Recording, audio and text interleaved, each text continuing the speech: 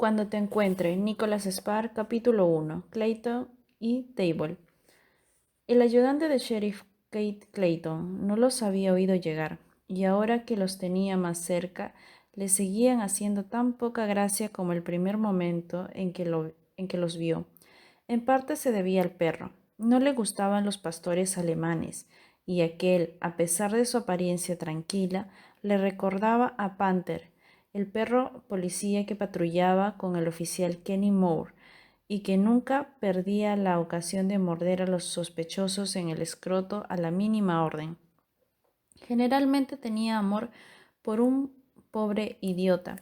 No obstante, era lo más parecido a lo que podía considerar un amigo en el departamento.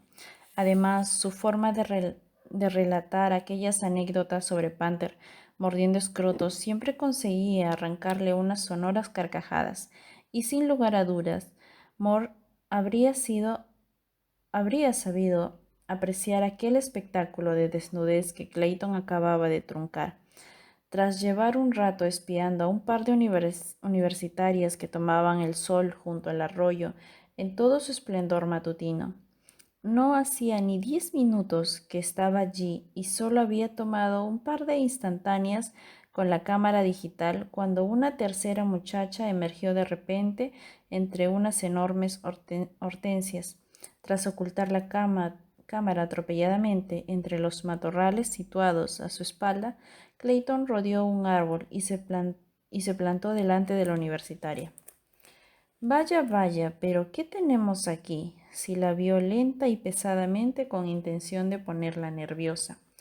No le gustaba que lo hubieran pillado con las manos en la masa, ni tampoco se sentía plenamente satisfecho con su primera intervención tan desabrida. Por lo general, exhibía más elocuencia, mucha más. Afortunadamente, la muchacha estaba demasiado avergonzada como para darse cuenta de nada, y casi tropezó mientras retrocedía. Tartamudeó algo a modo de excusa mientras intentaba cubrir su desnudez con ambas manos. Clayton pensó que era como presenciar a alguien practicando una partida de Twister en solitario. Él no hizo ningún esfuerzo por desviar la mirada. En vez de eso, sonrió, fingiendo no ver su cuerpo, como si estuviera acostumbrado a toparse con mujeres desnudas en el bosque. Estaba seguro de que ella no se había percatado de la cámara. Bien, ahora cálmate y cuéntame, ¿qué es lo que pasa aquí?, le ordenó muy serio. Clayton sabía perfectamente lo que pasaba. Sucedía varias veces todos los veranos, pero especialmente en agosto. Las universitarias de Chapel Hills o de la Universidad de Carolina del Norte, que iban a la playa con ganas de pasar un largo y posiblemente último fin de semana en Arenal Isle, antes de que empezaran de nuevo las clases en otoño, solían desviarse por una vieja carretera forestal llena de curvas y baches que se adentraba en el Parque Nacional durante más de 1,5 kilómetros antes de llegar al punto donde el arroyo viraba bruscamente y confluía con el South River.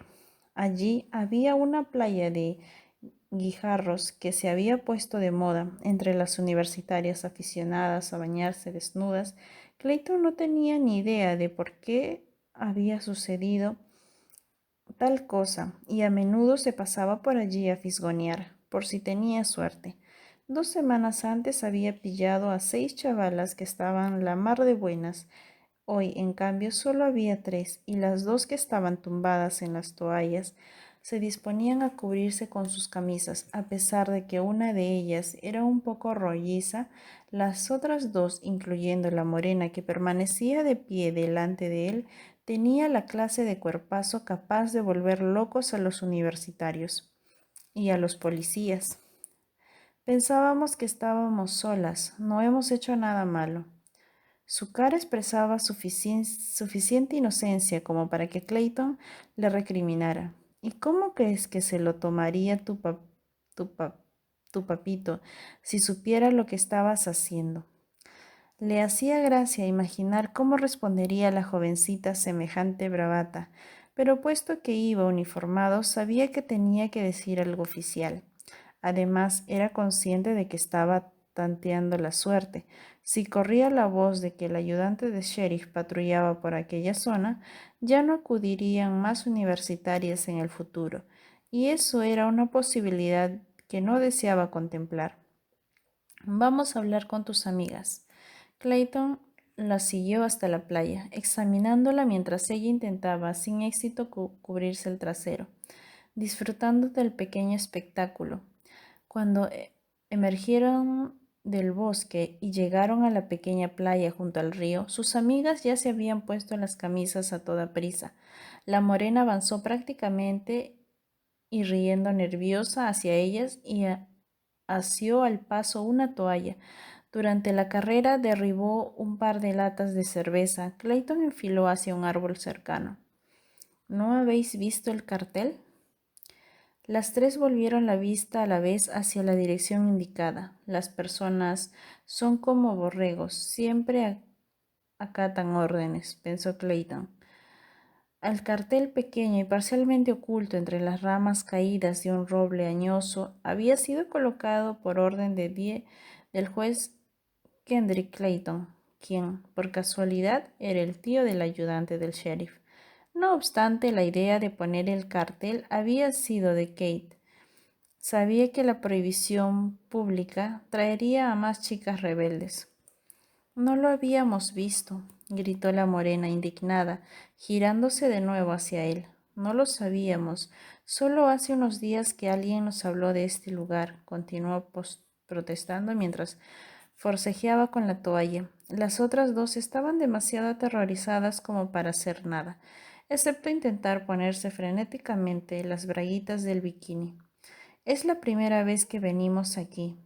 Se defendía con unos grititos estridentes, como una de esas crías mimadas que pertenecían a alguna hermandad de universitarias, lo cual probablemente era cierto. Las tres tenían pinta de serlo. ¿No sabéis que en este condado el nudismo está considerado delito?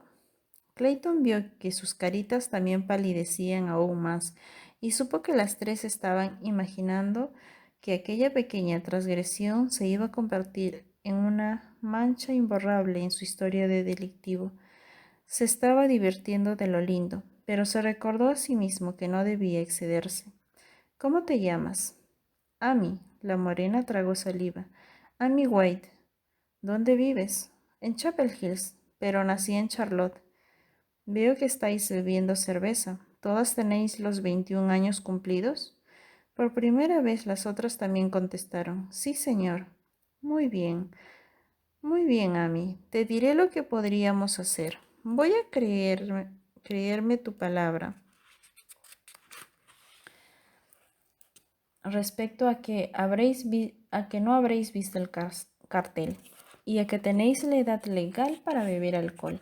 Así que por esta vez haré la vista gorda, pero si no os hubiera visto, como si no os hubiera visto, pero a cambio tenéis que prometerme que no le contaréis a mi jefe que os he dejado marchar imprudentemente.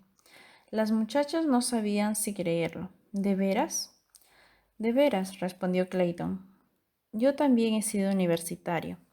Jamás lo había sido, pero sabía que eso sonaba bien. Y ahora poneos la ropa. Nunca se sabe, podría haber algún mirón fisgoneando por aquí cerca. Esbozó una sonrisa con conmiseración. Ah, y recoger las latas cuando os marchéis, ¿de acuerdo? Sí, señor. Perfecto. Clayton dio media vuelta para irse. ¿Eso es todo?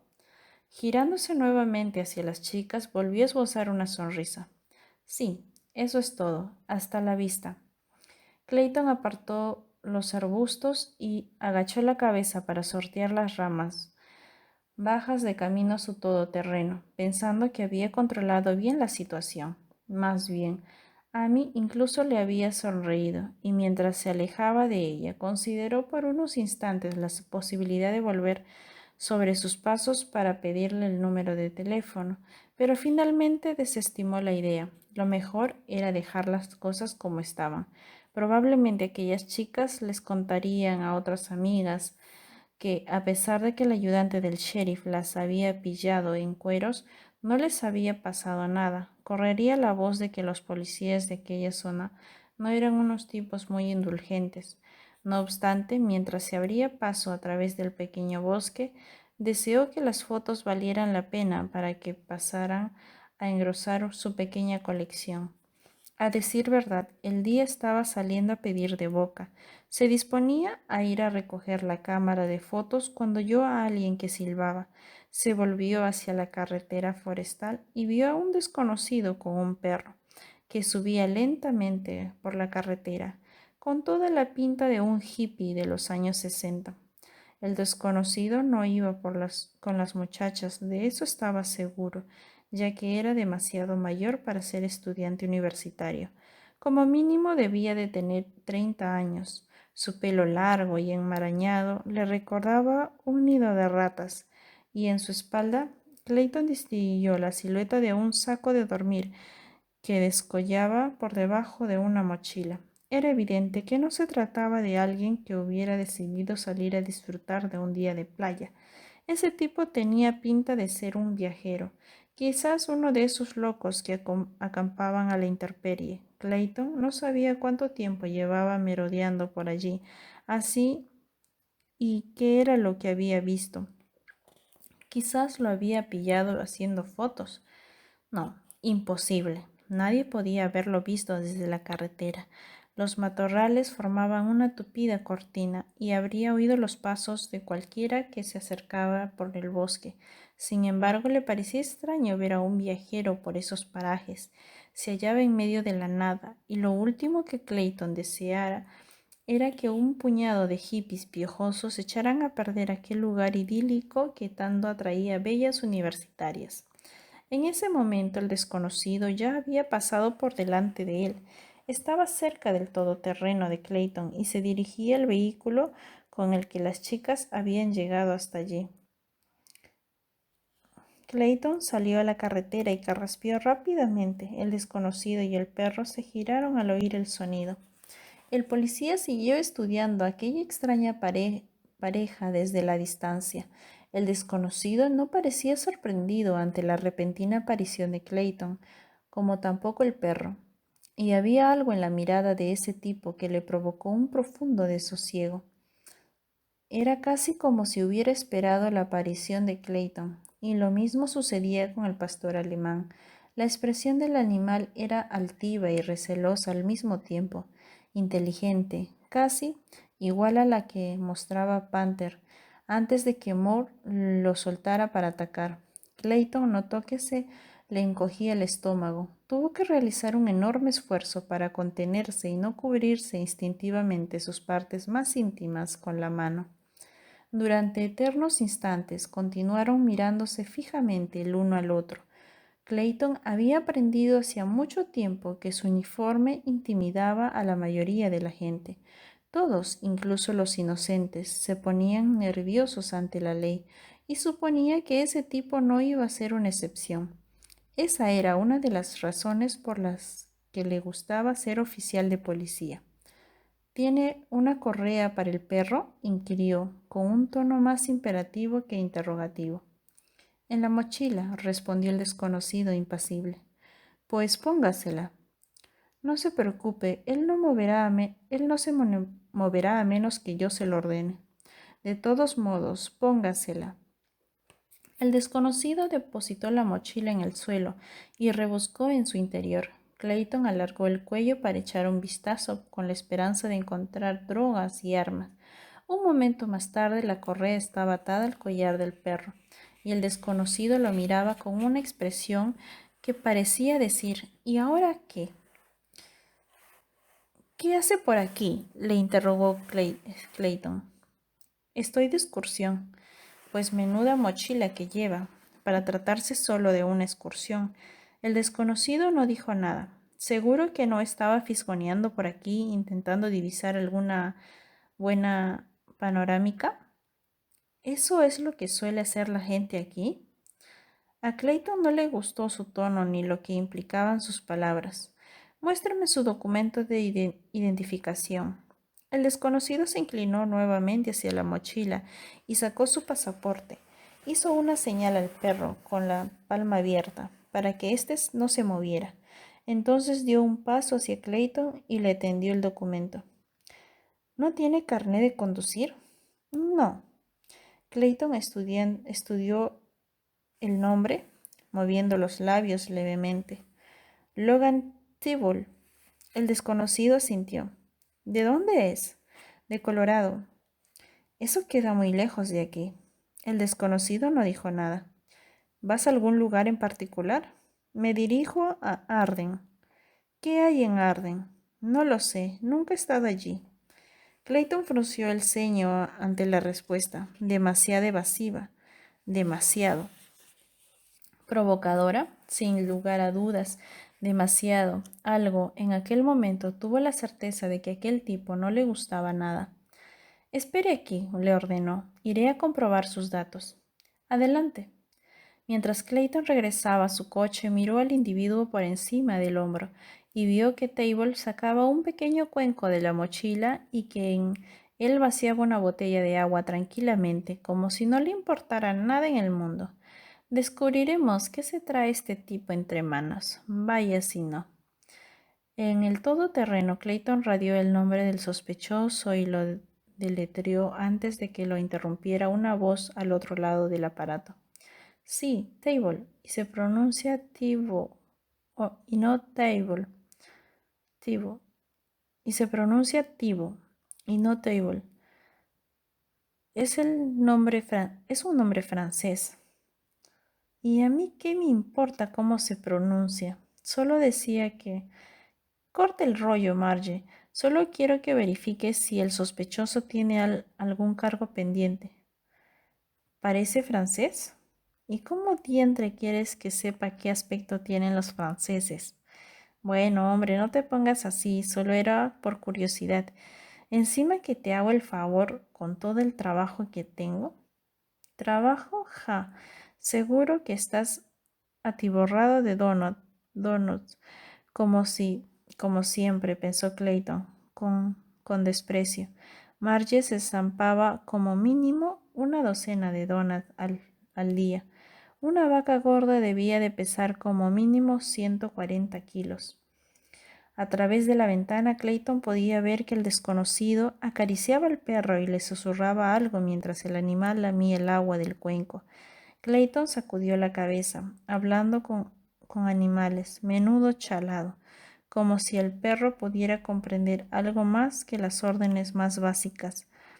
Su ex mujer también solía hacer lo mismo, trataba a los perros como si fueran personas, lo cual debería haberlo prevenido para de entrada no haberse acercado a ella. Está limpio, dijo Marge, hablando como si mascara algo. No tiene ningún cargo pendiente. ¿Estás segura? Sí, segura. Sé hacer mi trabajo. Como si hubiera estado escuchando la conversación, el desconocido retiró el cuenco y lo guardó de nuevo en la mochila. Entonces se la colgó en el hombro. ¿No ha habido ninguna llamada inusual? ¿Ninguna denuncia de robo o algo parecido? No. Ha sido una mañana muy tranquila. Y por cierto, ¿dónde estás? Tu padre lleva un rato buscándote. El padre de Clayton era el sheriff del condado. Dile que aún tardaré un poco, pues parece muy enfadado. Mira, dile que estoy patrullando, ¿vale? Sí, así sabrá que estoy trabajando, pensó, aunque no se preocupó en añadirlo. De acuerdo. Eso sonaba mucho mejor. Tengo que irme. Colgó la radio nuevamente en su sitio y se quedó sentado sin moverse, sintiéndose levemente decepcionado. Habría sido divertido ver cómo reaccionaba el sospechoso al ser esposado y detenido, con esas greñas y esa pinta tan rara. Los hermanos Landry habrían disfrutado de lo lindo. Los sábados por la noche solían acabar entre rejas, menudo par de borrachos más violentos, siempre armando jaleo, peleándose normalmente entre ellos, excepto cuando estaban entre rejas. Entonces se ensañaban por cualquier otro detenido. Clayton jugueteó unos instantes con el tirador de la puerta del coche. ¿Qué mosca le había picado esta vez a su padre? El viejo lo sacaba de quicio. Haz esto, haz lo otro. ¿Todavía no has entregado esos documentos? ¿Por qué llegas tarde? ¿Dónde has estado? La mitad de las veces le habría gustado enviarlo a paseo y decirle que no se metiera en sus asuntos. El viejo todavía pensaba que llevaba las riendas en el condado. Bah, seguro que tarde o temprano acabaría por descubrir que realmente quien mandaba allí era su hijo. Pero de momento tocaba desembarazarse a ese piojoso. Antes de que aparecieran las chicas, se suponía que era una zona forestal protegida, ¿no? No deseaba que una panda de hippies echaran a perder la magia del lugar. Se apeó del coche y cerró la puerta. El perro ladrió la cabeza mientras Clayton se aproximaba. Sin vacilar, le devolvió el pasaporte al sospechoso. Siento las molestias, señor Tibor. Esta vez lo pronunció incorrectamente a propósito. Se limitó a cumplir con Me limito a cumplir con mi deber. No llevará drogas ni armas en la mochila, ¿no? No. ¿Le importa si echo un vistazo? Adelante, ya sé, la cuarta encomienda y todo eso. Veo que lleva su saco de dormir. ¿Ha estado acampando al aire libre? Anoche dormí en el condado de Burke. Clayton estudió al sujeto mientras consideraba su respuesta. Por, por aquí no se puede acampar en campo abierto, está prohibido. El individuo no dijo nada. Fue Clayton quien apartó la vista. Y será mejor que mantenga al perro atado. No sabía, no sabía que en este condado hubiera una ley que obligara a llevar atados a los perros. No, efectivamente no existe ninguna ley al respecto. Lo digo por la seguridad del perro. Por la carretera principal circulan muchos vehículos a gran velocidad. Lo tendré en cuenta. Muy bien.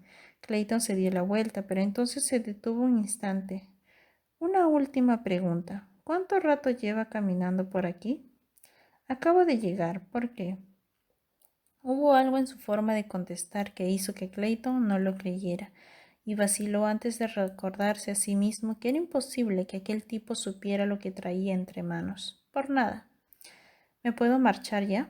Sí, por supuesto. Clayton observó al desconocido y su perro, que iniciaron de nuevo el ascenso por la carretera forestal antes de virar por un pequeño sendero que se adentraba en el bosque. Cuando los hubo perdido de vista, Clayton regresó a su aventajado punto inicial en busca de la cámara. De una patada apartó la ramita de pino que había dejado como señal, metió el brazo entre los matorrales y se tiró unos pasos un par de veces para asegurarse de que estaba en el lugar correcto.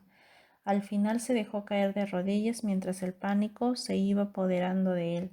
La cámara pertenecía al departamento, solo la tomaba prestada para aquellas salidas especiales, y su padre lo sometería a un duro interrogatorio si descubría que la había perdido. Peor aún, si finalmente alguien la recuperara y descubrían que la tarjeta estaba llena de fotos de chicas desnudas. Su padre era un implacable defensor del decoro. Por entonces ya había pasado varios minutos. A lo lejos oyó el rugido seco del motor de un coche que se ponía en marcha. Pensó que debían de ser las universitarias que se marchaban. Clayton apenas dedicó unos instantes a considerar lo que ellas habrían pensado al ver que el todoterreno de la policía seguía allí aparcado. Tenía otros quebradejos de cabeza. La cámara había desaparecido. No la habría perdido, había desaparecido, y el maldito trasto no se había marchado andando por su propio pie. Era imposible que las chicas lo hubieran encontrado, lo cual significaba que Table le había tomado el pelo. Sí, Table se había quedado con él. Increíble. Tenía la sospecha de que ese tipo ocultaba algo, como en la película Sé lo que hiciste el último verano. Pues no se iba a salir con la suya. Ningún hippie cochambroso tan chalado como para hablar con un perro iba a desenmascarar a Kate Clayton, ni de broma. Se abrió paso hasta la carretera, apartando las ramas con brusquedad, imaginando que tenía a Logan Table y lo sometía a un rápido registro, y eso solo iba a ser el aperitivo. No pensaba darle ni un segundo de tregua ni hablar. Ese tipo quería jugar con él, pues no iba a salir indemne, y mucho menos en aquella localidad. Y el perro le importaba un comino. Ese bicho se mostraba agresivo, ¡pum! Y adiós, perrito. Así de simple. Los pastores alemanes podrían ser muy peligrosos si se ponían agresivos, y uno podía dispararles alegando defensa propia. No habría ningún juzgado sobre la faz de la tierra que no le diera la razón. Pero lo primero era lo primero. Tenía que encontrar a Table y recuperar la dichosa cámara de fotos. Después ya decidiría cuál iba a ser el siguiente paso. Todo Solo entonces, mientras se acercaba a su todoterreno, se dio cuenta de que tenía las dos ruedas traseras pinchadas. ¿Cómo has dicho que te llamas? Tibor. Se inclinó sobre el asiento delantero del todoterreno unos minutos más tarde, y su voz se distinguió claramente a pesar del rugido del motor. Logan Tibor, y este es Zeus, señaló con el dedo pulgar por encima del hombro.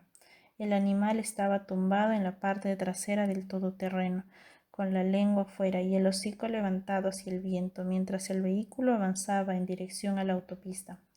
Es un perro muy bonito. Yo soy Amy y estas son Jennifer y Lori. Tibo echó un vistazo por encima del hombro. Hola, ¿qué tal? Ambas parecían tensas, pero Table no se sorprendió, teniendo en cuenta el mal trago que acababan de pasar. Gracias por haber parado. No hay de qué. ¿Dices que vas a Hampton? Si no queda muy lejos. Nos viene de paso. Al poco de abandonar la carretera forestal y de ocuparse de un par de asuntos, Table había vuelto a salir a la carretera justo en el momento en que pasaban las chicas. Levantó el pulgar agradecido de que Zeus estuviera con él, y el todoterreno paró casi de inmediato. A veces las cosas salían como se suponía que tenían que salir. A pesar de que fingió que era la primera vez que las veía, la verdad era que ya las había visto antes aquella mañana.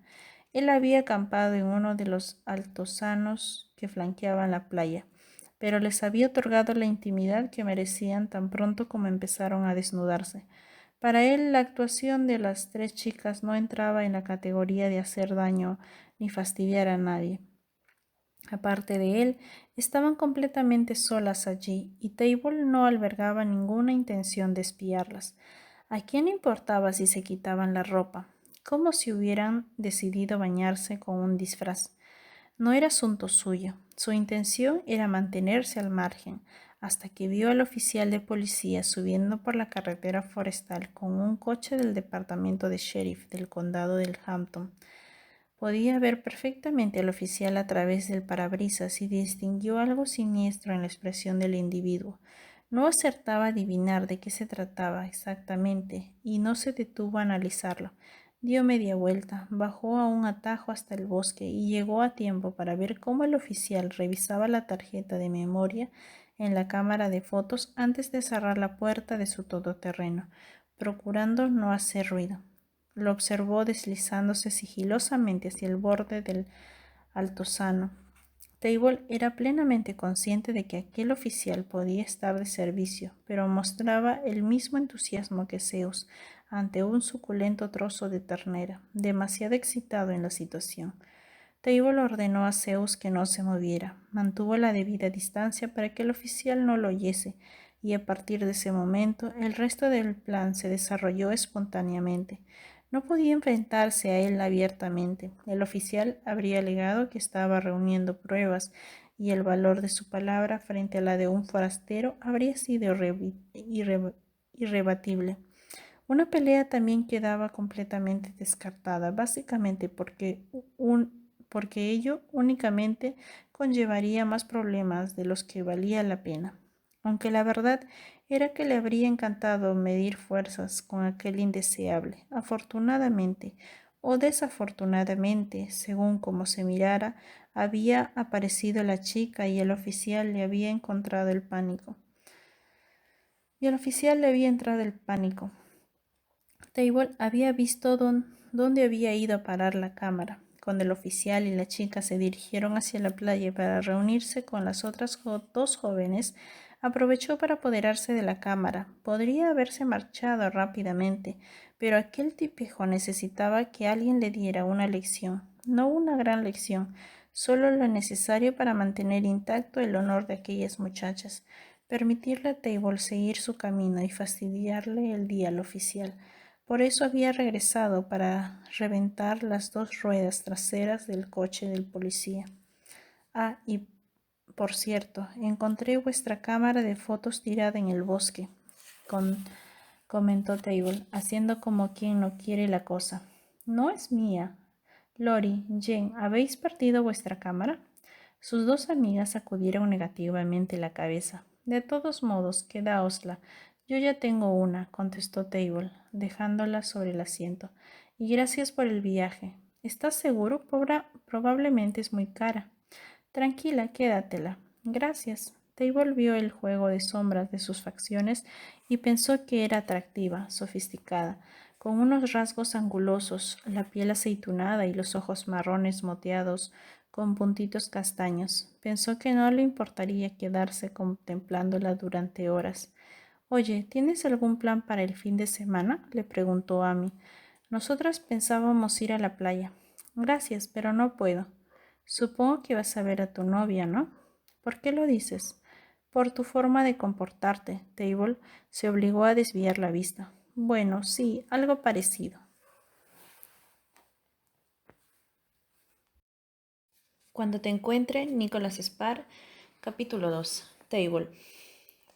Qué extraño los giros inesperados que podía dar la vida.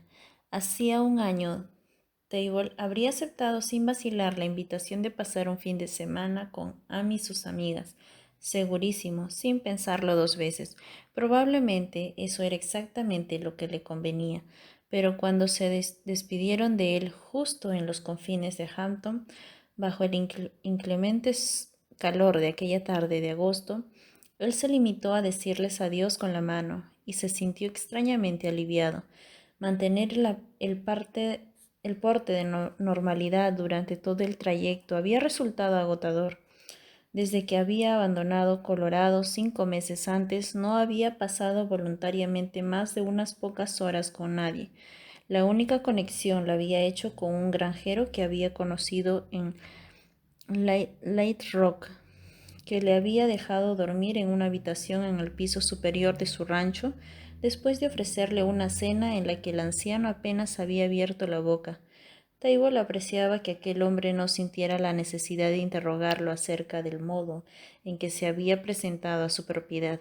Ninguna pregunta, ninguna muestra de curiosidad, ninguna indirecta para invitarlo a hablar, simplemente una tranquila aceptación de que a Table no le apetecía hablar. A modo de gratitud, pasó un par de días en el rancho ayudando a reparar el tejado del granero antes de volver a emprender su camino con la mochila cargada y Zeus tras él. Con la excepción de aquel corto viaje en coche con las chicas, había recorrido toda la distancia a pie. Después de dejar las llaves de su piso en el mostrador de recepción a mitad de marzo, había destrozado 8 pares de zapatos, había sobrevivido a base de agua y barritas energéticas durante los largos y solitarios trayectos entre ciudades, y una vez en Tennessee se había zampado 5 enormes pilas de panqueques después de pasarse casi 3 días sin probar bocado. Con Zeus a su lado, Table había viajado con ventisca, granizo, lluvia y un calor tan insoportable que le había provocado un salpullido en los brazos. Había visto un tornado en el horizonte cerca de Tulsa, en Oklahoma, y en 2 ocasiones había estado a punto de ser abatido por un rayo. Había dado numerosos rodeos, intentando mantenerse alejado de las carreteras principales, alargando el viaje más de la cuenta. A veces por capricho, normalmente caminaba hasta que esté cansado y hacia el final del día empezaba a buscar un sitio donde acampar, un lugar donde nadie pudiera molestarlos, ni a él ni a Zeus. Por las mañanas reanudaban el viaje antes de amanecer para no llamar la atención. Hasta ese momento no habían tenido ningún problema con nadie. Suponía que debía de estar recorriendo más de 30 kilómetros al día. a pesar de que no llevaba un recuento específico ni del tiempo ni de la distancia. Ese no era el objetivo de su viaje. Seguro que algunos pensarían que pretendía huir de los recuerdos y los fantasmas del mundo que había dejado atrás, una idea, por cierto, modo romántica, que no se ajustaba a la realidad. Otros quizás preferían creer que solo quería disfrutar del trayecto en sí. También se equivocarían. La verdad era que le gustaba caminar y que su viaje tenía un destino. Así de simple. Le gustaba ponerse en camino cuando le apetecía, el paso que quería, en la dirección que le viniera en gana. Después de 4 años acatando órdenes del cuerpo de marines, se sentía tremendamente atraído por la libertad de aquellos días. Su madre estaba preocupada por él, pero después de todo, eso es lo que siempre hacen las madres, ¿no? Al menos su madre la llamaba varias veces por semana para que supiera que estaba bien, y normalmente después de colgar pensaba que no estaba siendo justo con ella.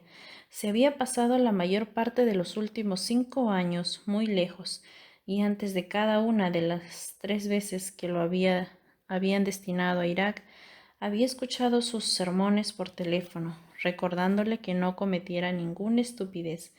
No lo había hecho, aunque había sufrido más de un incidente.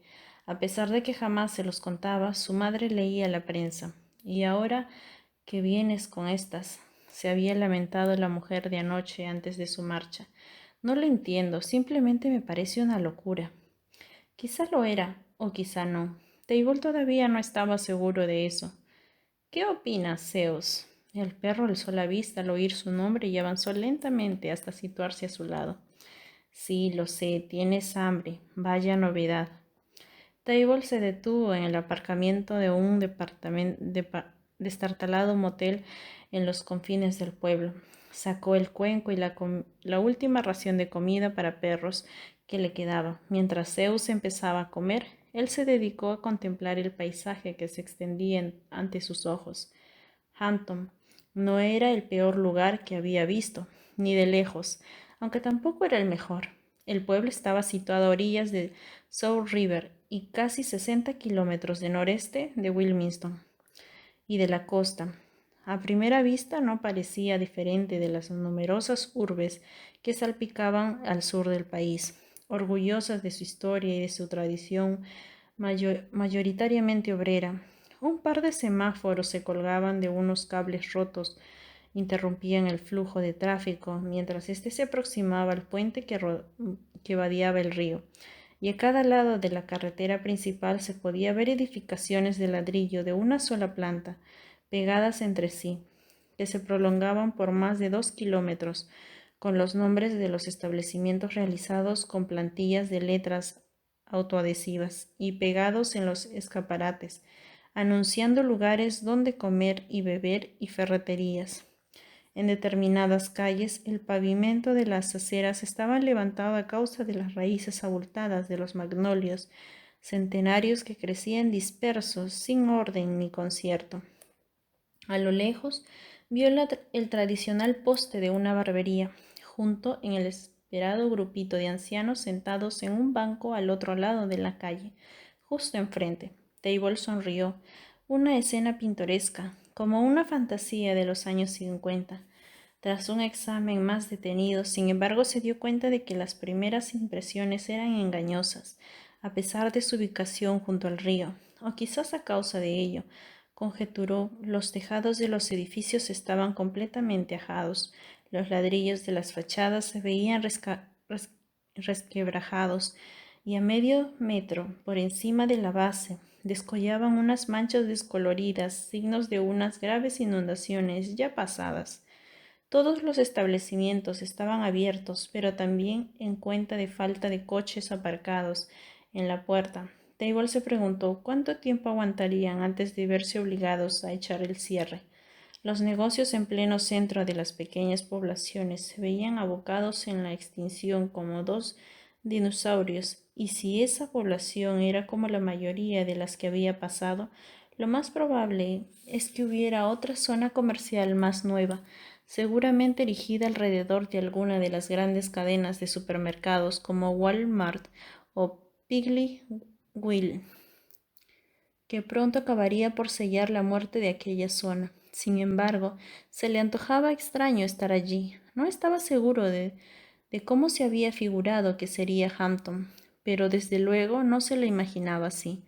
De todos modos, eso tampoco importaba. Mientras Zeus apuraba la comida, se preguntó cuánto tiempo tardaría en encontrarla, la mujer de la fotografía, la mujer a la que había ido a conocer. ¿Pero la encontraría? ¿De eso estaba seguro? Alzó la mochila. ¿Ya has acabado? Zeus la dio la cabeza. Vamos, quiero alquilar una habitación, necesito comer y ducharme, y tú también necesitas un baño. Table dio un par de pasos antes de darse cuenta de que Zeus no se había movido. Lo miró por encima del hombro. No me mires así, te aseguro que necesitas un baño. Apestas. Zeus no se movió. Bueno, haz lo que quieras, yo me marcho. Enfiló hacia la recepción del motel, seguro de que Zeus lo seguiría. Al final siempre lo hacía. Hasta que encontró aquella fotografía, la vida de Table había discurrido de la forma que él había deseado, siempre según sus planes. Se había propuesto sacar buenas notas en la escuela y lo había seguido. Se había propuesto participar de una diversidad de deportes y había crecido practicando casi todos los habidos y por haber. Se habría propuesto aprender a tocar piano y el violín y había acabado dominando ambos instrumentos hasta el punto de llegar a componer sus propias piezas. Después de completar sus estudios en la Universidad de Colorado, se había propuesto ingresar en el cuerpo de marines y el oficial encargado del reclutamiento se mostró emocionado al ver que Table pretendía alistarse como soldado raso, en vez de entrar directamente como oficial, estupefacto pero emocionado. La mayoría de los licenciados no tenían ningún interés en los puestos que solo precisaban esfuerzo físico y en los que no se requería hacer funcionar la materia gris, pero esto era exactamente lo que él quería. Los atentados en el World Trade Center no habían tenido nada que ver con la decisión. A él, alistarse en el ejército como soldado raso le parecía la cosa más natural del mundo, ya que su padre había servido en el cuerpo de marines durante 25 años y también había entrado en el ejército como soldado raso, para acabar como uno de esos sargentos de pelo cano y mandíbula más dura que una barra de acero que intimidaba prácticamente a todo el mundo, excepto a su esposa y el pelotón bajo su mando. Trataba a esos jóvenes como si fueran sus propios hijos. No se cansaba de repetirles que su único objetivo era devolverlos sanos y salvos a sus madres, convertidos en hombres de provecho. Asistió a más de 50 bodas de cabos y soldados que él mismo había formado, unos suboficiales que no concebían la idea de casarse sin la bendición del padre de Table. Un buen marine también. Lo habían otorgado a la medalla de la estrella de bronce y 2 corazones púrpuras en Vietnam, y a lo largo de su trayectoria profesional había servido en Granada, Panamá, Bosnia y en la Primera Guerra del Golfo. Su padre era un marine, algo que no le importaban los traslados. A Table se había pasado la mayor parte de su primera infancia de un lugar a otro, viviendo en bases militares por todo el mundo. En cierto sentido, Okinawa se le antojaba aún más su hogar que Colorado. A pesar de que su japonés estaba un poco oxidado, suponía que le bastaría con pasar una semana en Tokio para recuperar la fluidez que había tenido antaño. Como su padre pensaba que solo abandonaría el cuerpo cuando le llegara la hora de retirarse, pero a diferencia de él, pensaba vivir muchos años después de retirarse para disfrutar de la vida. Su padre había fallecido a causa de un paro cardíaco solo 2 años después de haber colgado por última vez el uniforme azul en la percha, un infarto de miocardio fulminante que los pilló a todos desprevenidos. Un minuto antes estaba quitando la nieve junto a su casa con una pala y al siguiente minuto ya estaba muerto. Eso había sucedido 13 años antes, cuando Table tenía 15 años. Aquel día y el funeral que lo siguió consistían en recuerdos más vividos de su vida antes de ingresar al cuerpo de marines. Para cualquier joven que decida alistarse en el ejército, los recuerdos de la infancia se desvanecen con facilidad, simplemente porque los militares están sometidos a cambios constantes. Los amigos aparecen y desaparecen de sus vidas, siempre están haciendo y deshaciendo maletas. Los incesantes cambios de base los obligan a deshacerse de todas aquellas pertenencias innecesarias y como resultado quedan pocos recuerdos.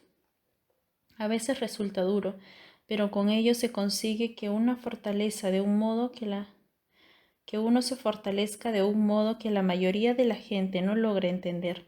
Les enseña que, a pesar de que las personas desaparezcan de sus vidas, otras nuevas llegarán y ocuparán su sitio, que cada lugar tiene algo positivo y algo negativo que ofrecer. En definitiva, se consigue que esos muchachos espabilen rápidamente.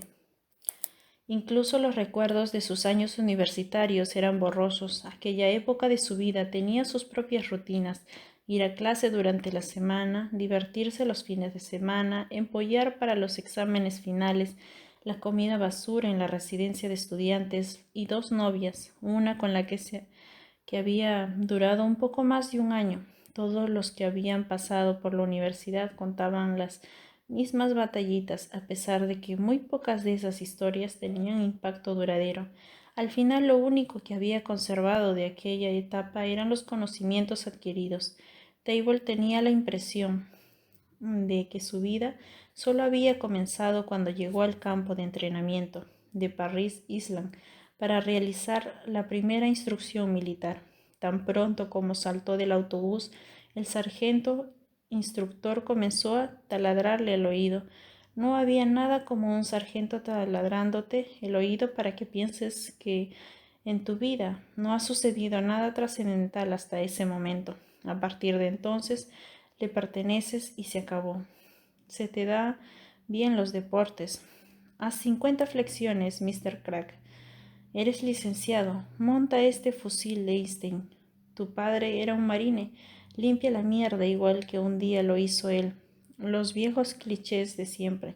Marcha ligera, ponerse firmes, arrastrarse por el lodo, escalar tapias. No había nada en aquella primera instrucción militar que Table no había o no hubiera esperado. Tenía que admitir que la repetición constante de órdenes era una práctica muy efectiva en la mayoría de los casos. Minaba la fortaleza de cualquiera, los hundía por completo, hasta que al final todos salían cortados por un mismo patrón, el de los marines, o al menos eso era lo que decían. Él no se desmoronó, se mostró sumiso, mantuvo la cabeza baja, acató todas las órdenes y siguió siendo el mismo hombre que había sido antes. No obstante, se convirtió en marine. Acabó en el primer batallón del 5º Regimiento de Marines con base de Cape Paddleton, la principal base del Cuerpo de Marines en la costa oeste de Estados Unidos. San Diego se convirtió en su ciudad favorita, con un clima magnífico, unas playas de ensueño y unas mujeres espectaculares. Pero aquello no duró demasiado. En enero del 2003, justo después de cumplir los 23 años, partió hacia Kuwait para participar de la Operación Libertad iraquí.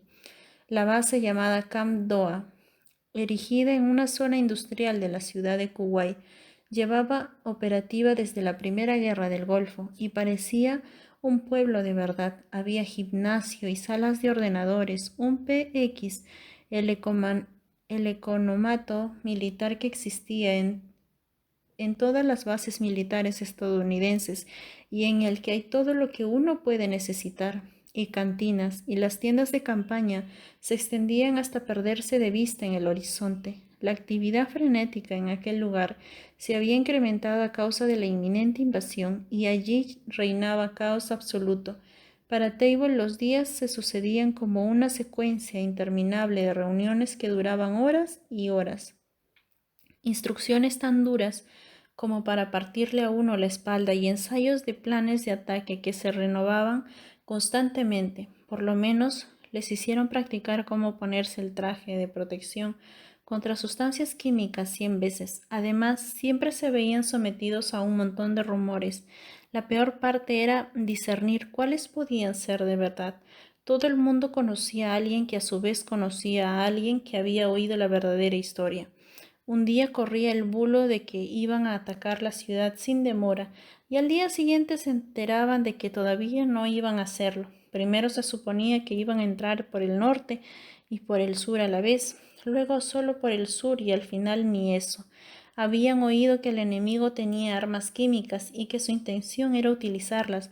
Al día siguiente oían que el enemigo no se atrevería a usarlas porque creía que Estados Unidos respondería con cabezas nucleares.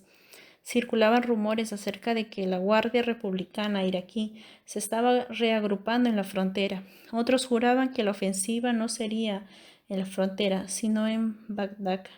Incluso había otros que decían que la contienda sería cerca de los campos de petróleo.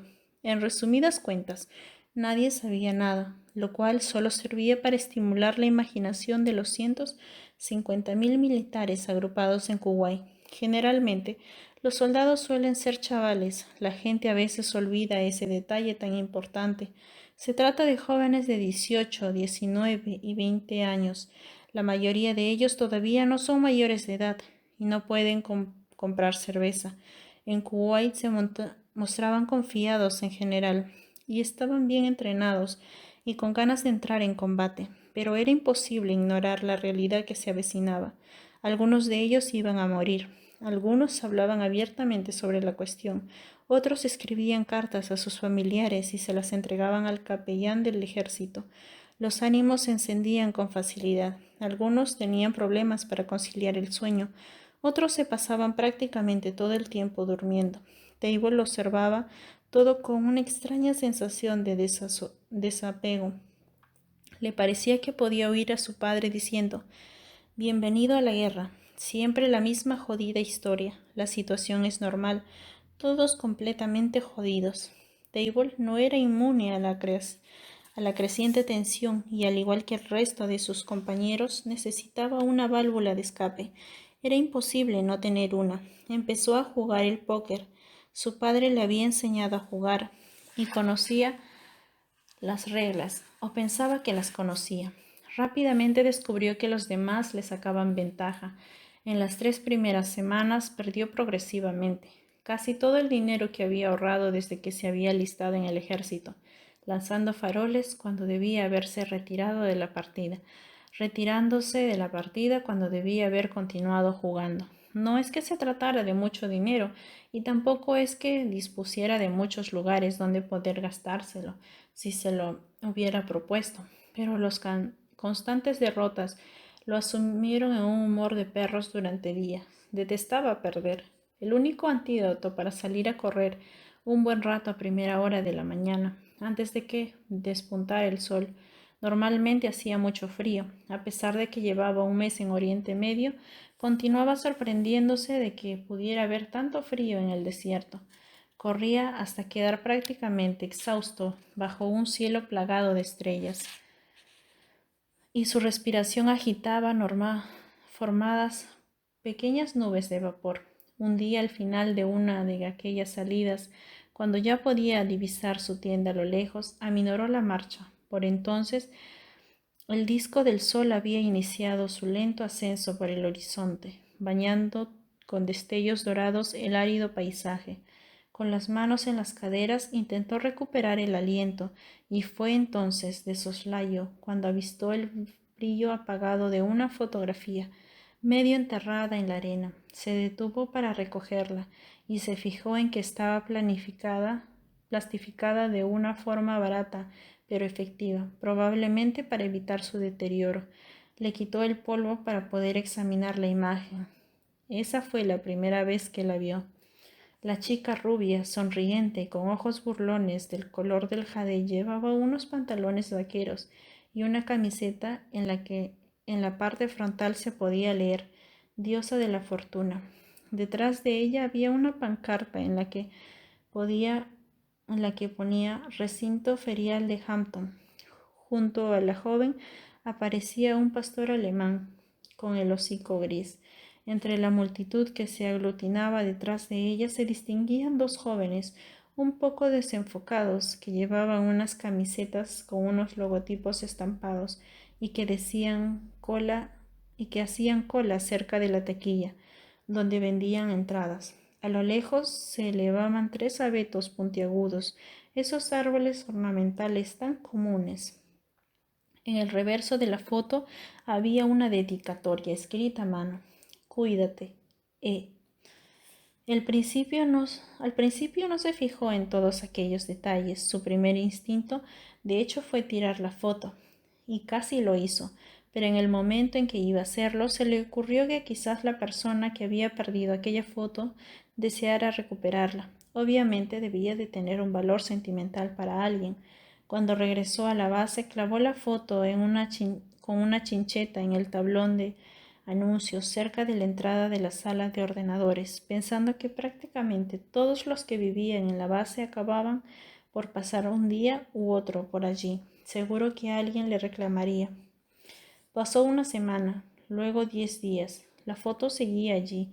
En ese momento su pelotón se dedicaba muchas horas al día a realizar instrucción militar y las partidas de póker se habían vuelto más serias. Algunos soldados habían perdido miles de dólares, que hacía que un cabo interino se había dejado casi $10,000.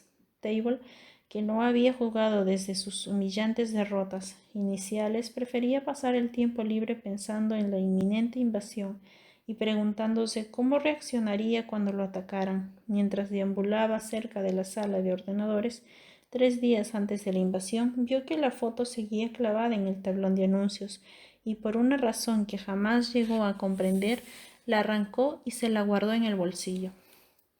Víctor, su mejor amigo en el regimiento, había estado junto desde el periodo de instrucción. Le propuso unirse a la partida de póker aquella noche. A pesar de las reservas de Table, puesto que tenía poco dinero, empezó a jugar con precaución, pensando que no aguantaría más de media hora. Se retiró de las primeras 3 partidas. Entonces en la cuarta partida sacó escalera de color full y al punto de la medianoche había recuperado el dinero que había perdido en las primeras semanas. Los jugadores que habían iniciado la primera partida ya se habían retirado y habían sido reemplazados por otros, a quienes a su vez reemplazaron a otros. Table se quedó. Su racha de suerte persistía. Al amanecer había acumulado más de lo que había ganado durante sus primeros 6 meses en el cuerpo de marines. Cuando decidió abandonar la partida, se dio cuenta de que durante todo el tiempo había llevado la foto en el bolsillo. Al regresar a la tienda, le mostró la foto a Víctor y señaló las palabras en la camiseta de la muchacha. Su amigo, cuyos padres eran inmigrantes ilegales que convivían cerca de Bakersfield, en California, no solo era religioso, sino que creían en fenómenos de cualquier clase. Sus favoritos eran las tormentas eléctricas, las carreteras con bifurcaciones y los gatos negros. Y antes de ir a Irak, le había contado a Table que tenía un tío capaz de echar mal de ojo. Cuando te mira de una determinada manera, seguro que no tardarías en morir. La absoluta convicción de Víctor consiguió que Table se sintiera de nuevo transportado a la niñez, escuchando con gran atención a su amigo, mientras éste relataba la historia de una linterna colocada bajo la barbilla. En ese momento no dijo nada. Todo el mundo tenía sus rarezas. Su amigo quería creer en supersticiones. Pues adelante. Lo más importante era que Víctor era un soldado lo bastante bueno como para haber sido reclutado como francotirador y que Table se fiaba tanto de él como para confiarle su vida. El chico contempló el retrato antes de devolverlo. ¿Has dicho que te lo encontraste al amanecer? Sí. Claro, el amanecer es uno de los momentos más poderosos del día. Eso ya me lo habías dicho. Es una señal, apuntó. Ella es tu amuleto de la suerte. ¿Ves la camiseta que lleva puesta? Ella me ha dado suerte esta noche.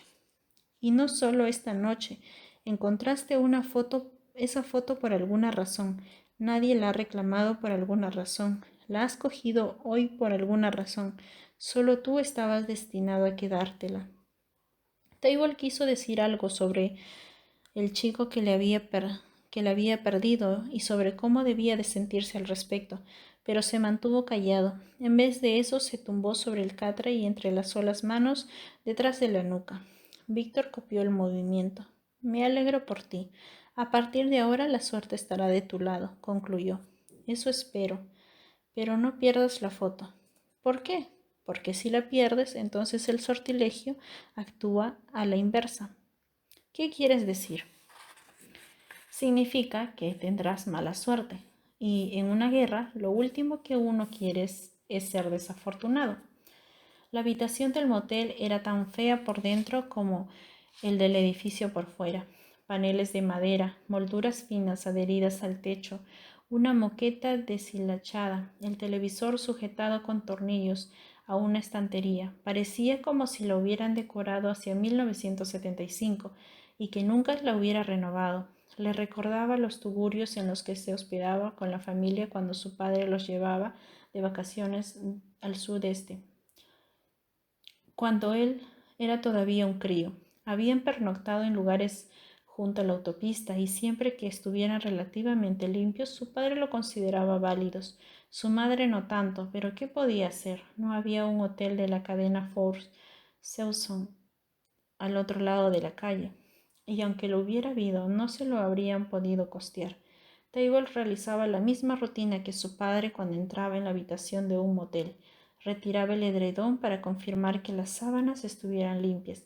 Revisaba las cortinas de baño para asegurarse de que no tuviera moho y confirmaba que no hubiera pelos en los lavamanos, a pesar de las consabidas manchas de óxido, un grifo que perdía agua y varias quemaduras de cigarrillo. El lugar estaba tan limpio como era de esperar.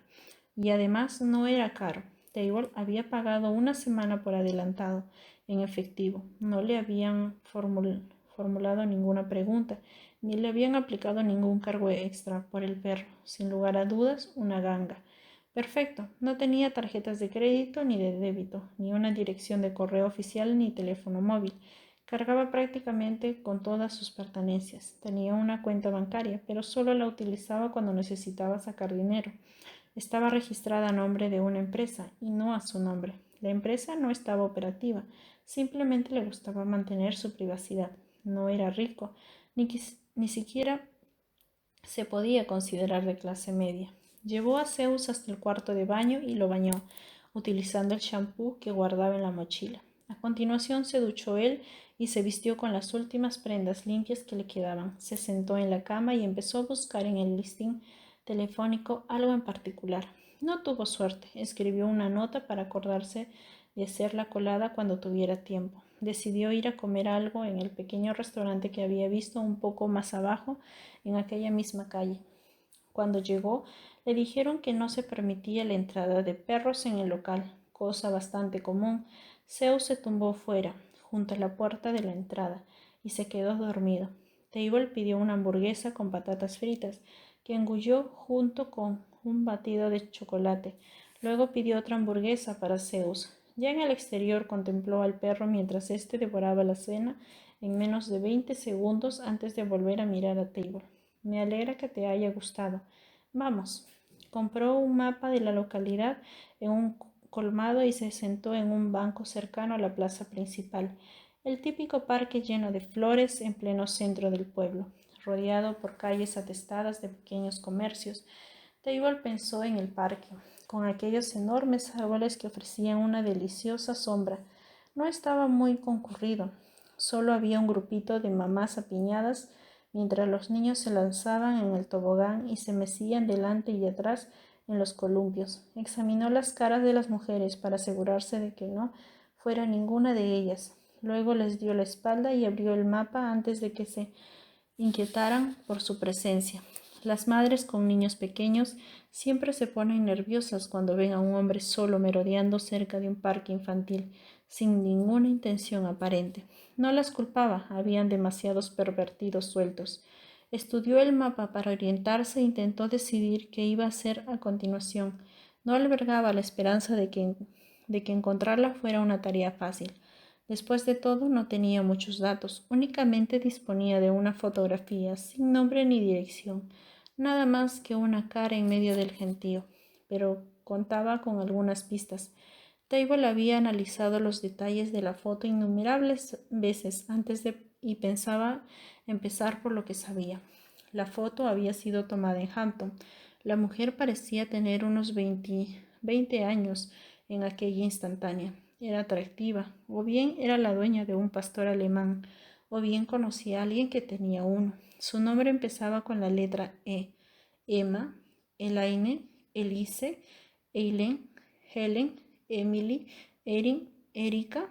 Le parecían los nombres más probables, aunque en el sur suponía que también habría nombres como Erdin o Elspeth. Había ido a la feria con alguien que más tarde había sido destinado a Irak. Ella le había entregado la foto a aquella persona y Table la había encontrado en febrero del 2003, lo cual significaba que la habían hecho antes de esa fecha. La mujer, por consiguiente, debía tener ahora casi 30 años. A lo lejos se veían 3 abetos puntiagudos juntos. Esas eran las cosas que sabía, hechos reales. Pero además había realizado conjeturas. Empezando por Hampton, se trataba de un nombre relativamente común. Una rápida búsqueda en Internet mostraba una pantalla, un montón de lugares con ese nombre, condados y pueblos.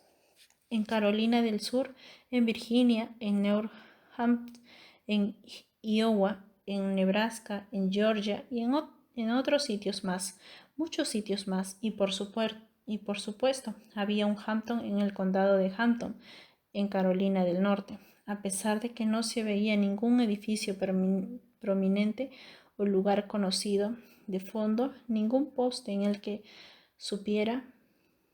que pusiera bienvenido a Iowa, por ejemplo, la foto sí que contenía información relevante, no sobre la mujer, pero era una información que se podía extraer de la imagen de los 2 jóvenes que hacían cola para comprar entradas.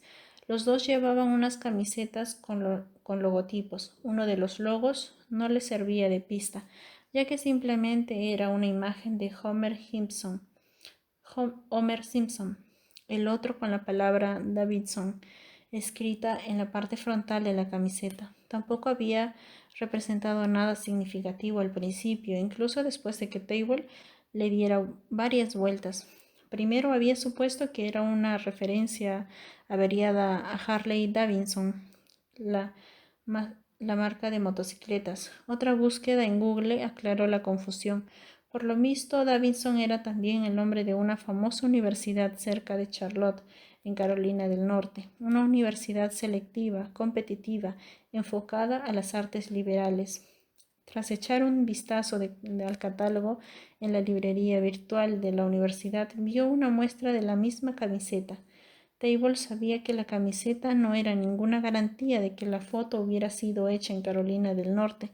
Quizás alguien había estudiado en aquella universidad, le había regalado la camiseta a aquel chico.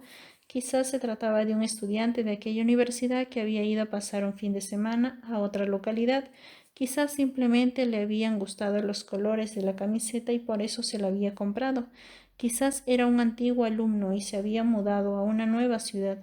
Como no tenía nada a lo que aferrarse, Table había realizado una rápida llamada a la Cámara de Comercio de Hampton antes de partir de Colorado y había verificado que allí se celebraba una importante feria cada verano. Una buena señal. Tenía un sitio al que dirigirse, pero todavía no sabía si iba tras la pista correcta. Había supuesto que ese era el lugar que buscaba y por alguna razón que no podía explicar le parecía que no se equivocaba. También habían otras suposiciones, pero pensaba ocuparse de ellas más tarde. Lo primero que tenía que hacer era encontrar el recinto ferial. Con un poco de suerte, la feria del condado se celebraría en el mismo sitio cada año.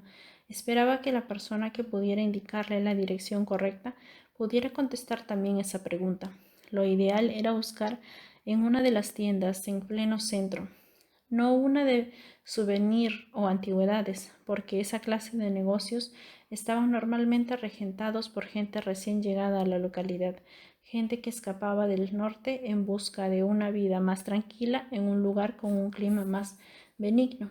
Table pensó que lo mejor sería preguntar en una tienda del barrio, como por ejemplo una ferretería, o un bar, o una agencia inmobiliaria. Seguro que cuando pasara por delante sabría cuál era el sitio idóneo para preguntar. Quería ver el lugar exacto que aparecía en la foto, no para hacerse una idea más clara del posible quién o cómo era aquella mujer. Lo que deseaba saber era si allí había tres abetos puntiagudos juntos, aquella clase de árboles ornamentales que estaban en todas partes.